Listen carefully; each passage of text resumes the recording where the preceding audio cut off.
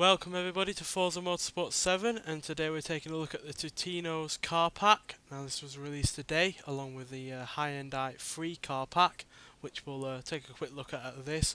But as per usual, the racing cars will get taken out on this video, and then the normal road cars will get a car review of their own.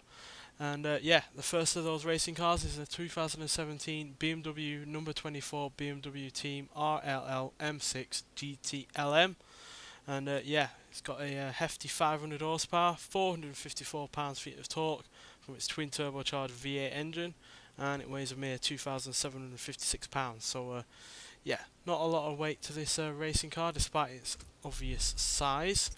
Let's take a quick look at it. So yeah, there really isn't much to this car once you start stripping away the bodywork like this. As you can see, it really does lack pretty much everything you'd expect in a modern day car. Interior is completely stripped out, and you can really see the lack of weight in this car when you take this out. As you can see, no carpets, no plastics, no anything really. It's just complete bare metal all over. So yeah, we're going to take this car out onto one of the two tracks that this car was a winner of in 2017, because it won several races, one at Laguna Seca and Watkins Glen, among others, as well as being on the podium a few times. But nonetheless, we're going to take this car out onto one of those two tracks and see what it can do. So yeah, see you when we get there. Right, we're at Laguna Seca for one lap. Let's see what this BMW is made of.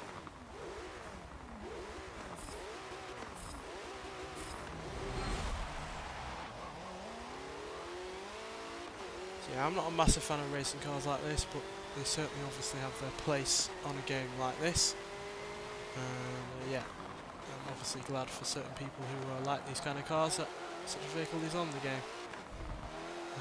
Yeah, obviously does spice up the variety, obviously does add more racing cars to an already pretty solid racing car collection on this game. And yeah, it certainly has its place on the game, even if it's not a car that I would, you know, choose to drive willingly. But obviously, if playing through the campaign, or need to do a rivals event or something like that, it obviously does mean that I've got more choice for those kind of things, and that is no bad thing whatsoever. So yeah, 0 to 60, 3.8 seconds, 0 to 107.4, going to a top speed of 181 miles an hour, which is pretty damn good, especially considering it's obviously got this massive rear wing going on it, which is obviously forcing the car down the faster we go. So 181 mile an hour is really not too bad, especially since it does actually have less power than the standard vehicle. So yeah, pretty good racing car. It is obviously, like I said, something I'm not keen on in terms of choice of choosing the vehicle to drive. But again, adds variety to the racing collection, and yeah, variety to the game in general. So yeah, it's good to see that they are actually continuing to improve the racing car collection on this game, because obviously there are plenty of people out there that like it, and that's all fine by me. So yeah, let's move on to the next car. And this is the next vehicle, the 1970 Citroen 2CV, a car I have long asked for on Forza, and yeah, that probably doesn't seem like one of the cars to choose, but this is an automotive icon, and yeah, it's a car that has long been around. Well, even now there's plenty of them around still, even though production ceased in 1988. But yeah, it's a car that has long lived in infamy in the automotive world, in culture in general, and yeah, I'm glad that it's on the game, quite frankly, because again, adds variety to the game, and it is actually the only Citroen I think we have on this game so far. But it does give me hope that maybe we'll have more classic French cars on this game, because I certainly like the Citroen DS, which is certainly a car that has a lot more going for it than this vehicle. But yeah, well, I'll do a review of this in full. But as you can see, it doesn't have all that much horsepower or torque, but it doesn't weigh all that much, and yeah, that's one reason why it was so popular back in the day, just because it's simple, a real simple car. But yeah, nonetheless, let's have a look at the two Hyundais that we've gotten in a free car pack today. Now these will also get a review of their own, but there's basically the Hyundai Veloster N and the Hyundai Veloster Turbo. Basically the N is a more handling orientated vehicle with a little bit more power, though it does weigh a little bit more. So there is that kind of offset. But, you know, I have always liked the Veloster. I think it's always been a bit more of a unique hatchback in the world of hatchbacks, where many cars look the same. And yeah, to actually be a front-wheel drive car in this day and age with a hot hatchback that has, you know, 250 horsepower is becoming rarer and rarer now, with the likes of a Ford Focus, you know, and the Mercedes A-Class hatchbacks being stupidly powerful, but also having all-wheel drive. Front-wheel drive has been a bit more rarer among these 250 horsepower plus hot hatchbacks, but yeah, I've always liked them, and yeah, look forward to reviewing both of these at the same time. These will both be in the same video because they are similar but different in a you know, unique kind of way. Right, let's look at the next racing car. It's the 1997 Lotus Elise GT1.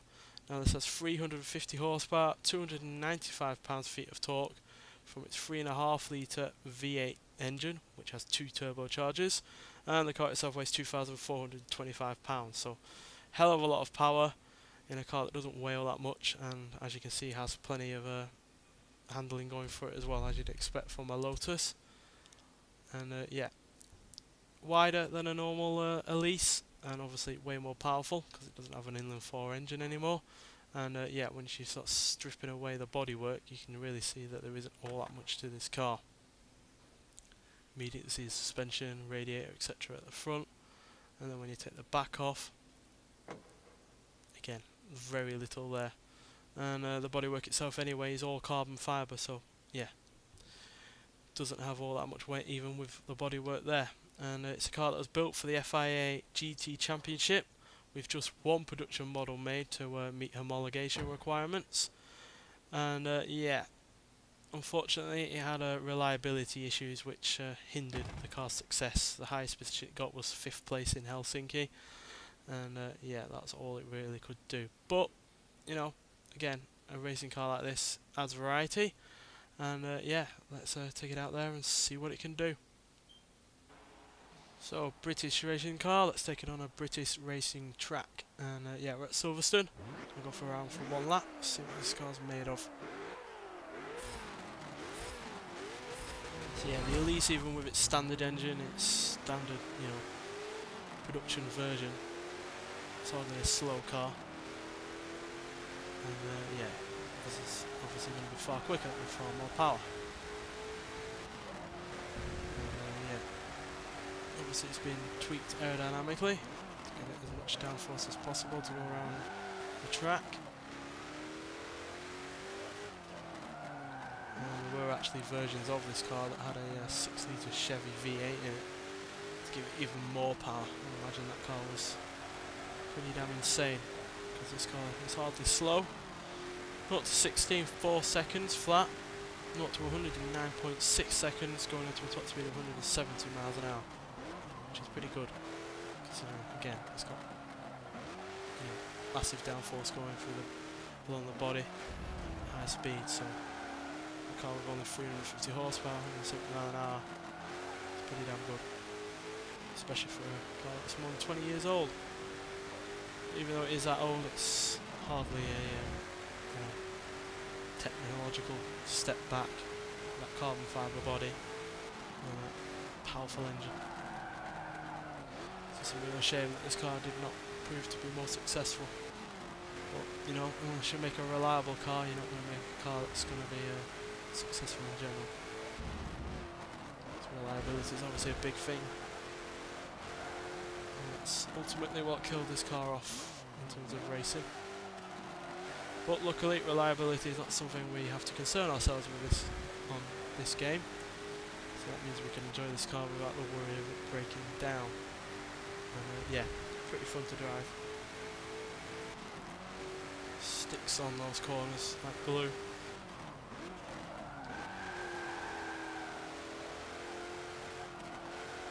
Obviously you can't get the tail out if you a bit exuberant like I am.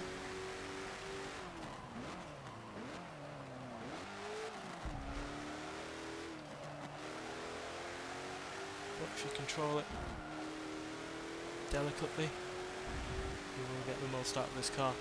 And I imagine this will be a hot favourite for online lobbies, because yeah, got plenty of good handling, plenty of power, even stock.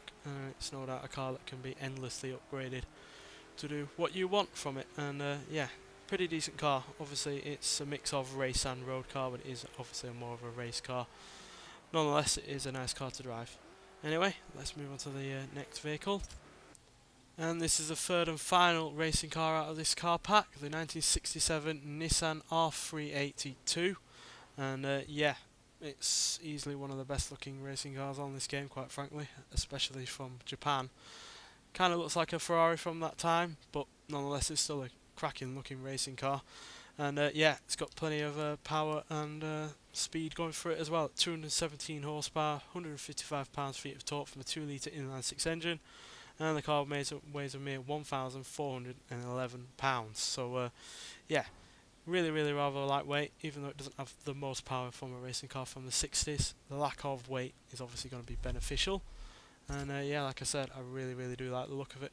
And yeah, obviously adds another car to the already wide collection of 60s racing cars on this game.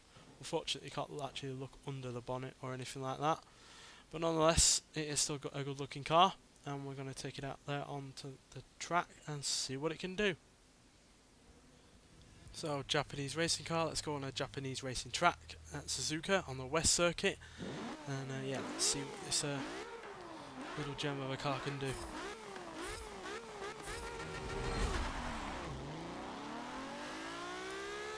So yeah, quite loud car. As you can see, it races to 9,000 RPM, and it's got a screamer of an engine. This was using the Skyline, this engine as well, and it shows because the engine even in that car was pretty noisy, but in this it's extremely loud, especially on when you go inside, because whoa dear, got the whine of that gearbox going as well.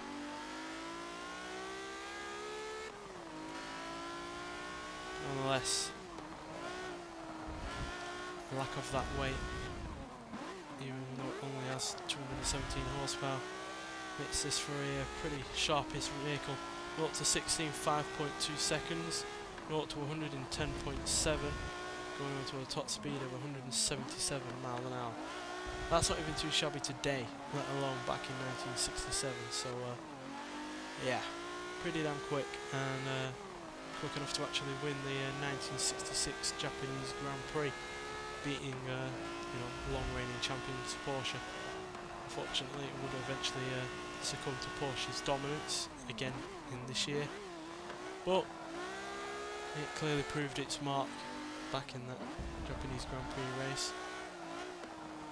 And yeah, probably one of my favourite racing cars on this game. As you will probably know, I'm not the biggest fan of racing cars on this game, but yeah, this Nissan certainly is one of those rare few ones that I do really rather like. Right, so we've got 3 more vehicles to look at. These are vehicles that I will be getting a review of their own, but nonetheless, let's take a look at them. And the first of those vehicles is the 1993 Porsche 911 Turbo S Leichtbau. Hope I am saying that right, but I'm not very good with non-English names, but nonetheless, this is a lighter, more powerful, far better handling Porsche 911 Turbo S from the early 90s, and it was really rather quite rare, but nonetheless, you know, it's got plenty of extra power.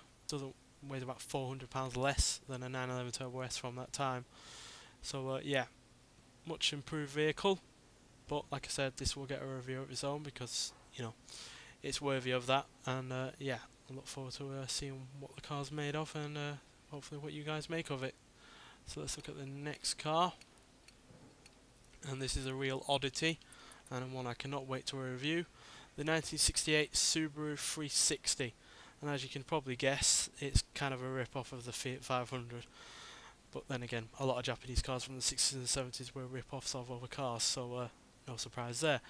But it's a car that I've never heard of before, so yeah, I am kind of pleased that it is on the game, because I do like these odd vehicles, and this is an odd vehicle. As you can see, only 25 horsepower, 25 pounds-feet of torque, but it weighs barely anything.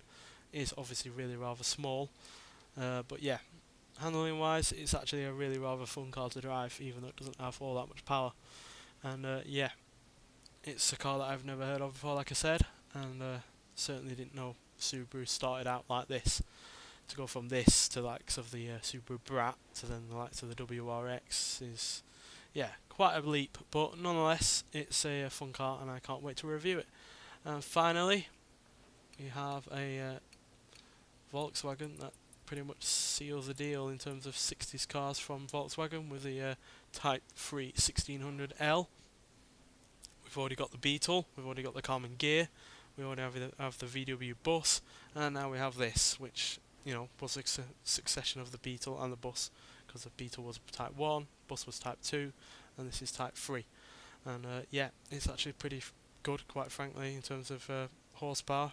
65 horsepower compared to the Common Gear's 53, and the Beetle's 40.